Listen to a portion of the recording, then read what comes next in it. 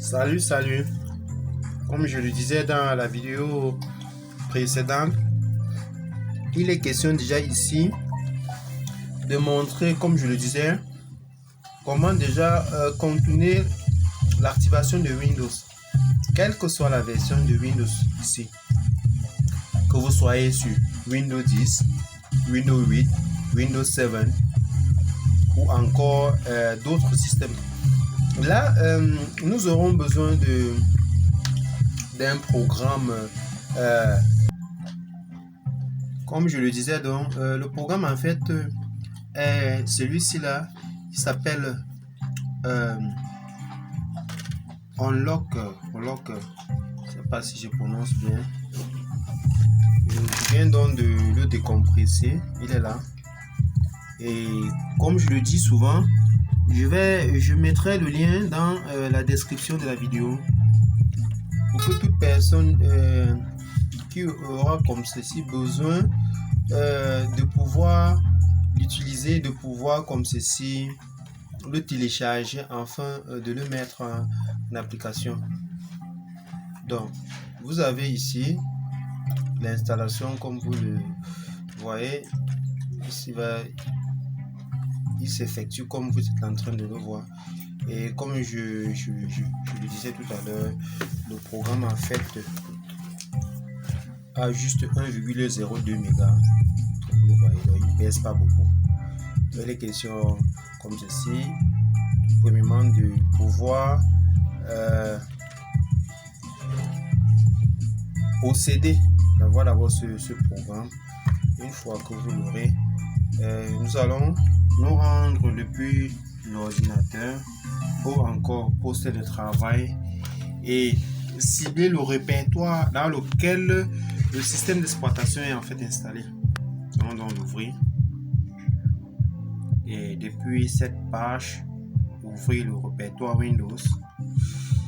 C'est depuis ce répertoire en fait que figure l'élément responsable comme ceci du fichier qui affiche qui vous demande en fait d'activer Windows. Donc, nous allons donc chercher ce fichier et le supprimer. Et là comme pour nom.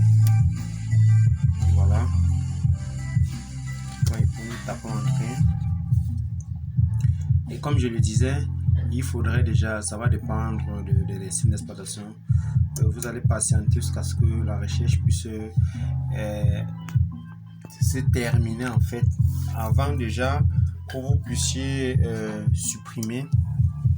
Donc, pourquoi déjà ne pas faire cette recherche et supprimer cet élément sans toutefois avoir recours à un Unlock. Unlock en fait c'est un logiciel en fait qui va vous permettre comme ceci de pouvoir briser certains droits sur certains programmes.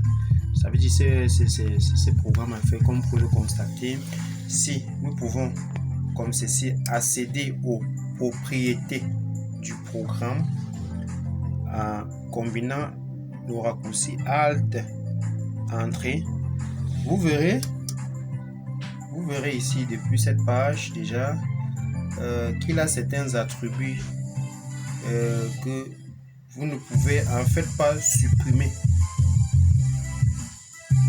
Bon, je prendrai la peine d'expliquer, de faire une petite vidéo sur cet attribut qui empêche déjà, comme vous pouvez constater, à toute personne de pouvoir supprimer tout simplement l'élément comme ceci.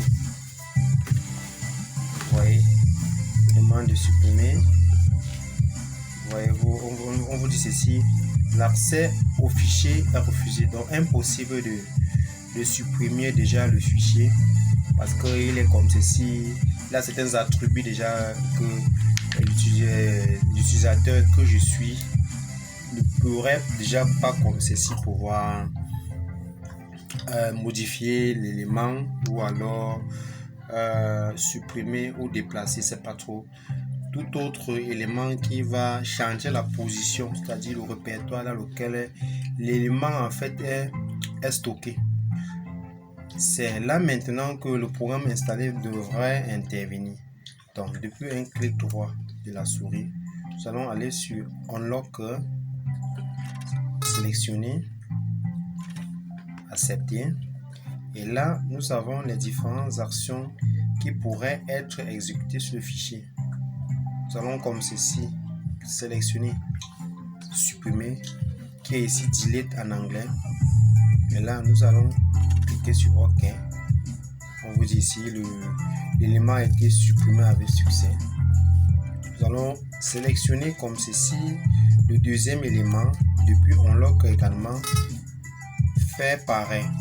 Et comme pour information, le programme Unlock a plusieurs déjà fonctions et permet de supprimer certains fichiers avec des attributs un peu spéciaux.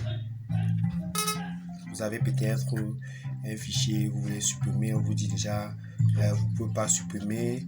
Et Unlock va se charger comme ceci de supprimer ou alors d'interrompre le processeur en fait qui est responsable comme ceci de cette action selon laquelle vous ne pouvez pas avoir accès à certaines priorités. Donc, il est là, je l'ai supprimé. Je les ai tous supprimés en fait. Je viendrai dans la corbeille et tout ce que j'aurai à faire comme ceci, c'est de vider la corbeille. Vider la corbeille. Et hop, tout est parfait. Là, je pourrais à tout moment personnaliser mon PC. C'est-à-dire, je pourrais changer le fond d'écran comme je veux. Ou alors, je sais pas trop,